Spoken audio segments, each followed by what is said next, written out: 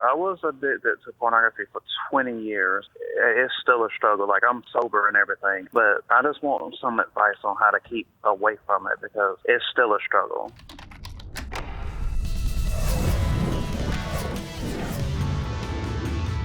It's a great question.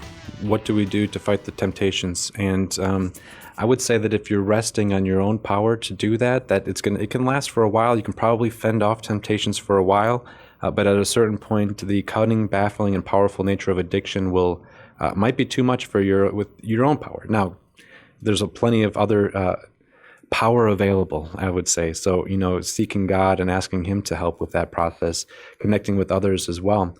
I would say typically it's best, it's easiest to refrain if we're running to something rather than just running away from something. If we're simply just running away from something, in this case, running away from pornography use and acting out lustfully, but without any kind of direction of where we're going to, then we're simply really just going to probably end up right back where we started.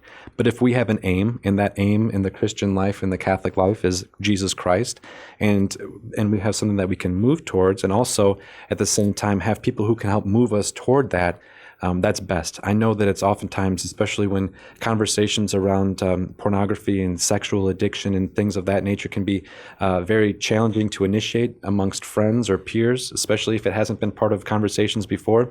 I remember, in fact, as I was approaching my own challenges with pornography and masturbation, I couldn't even say those words. Saying them, I felt really dirty, and maybe even some people hearing this, freak out a little bit as well. It's now I've come to a point where I kind of recite these words all the time that I've become very desensitized to them, which maybe gone in the other direction. But don't be afraid to initiate conversations. I'm certain that there are others who have a similar struggle, who perhaps even by reaching out and helping another person, you can actually find your own freedom, growing and maintaining.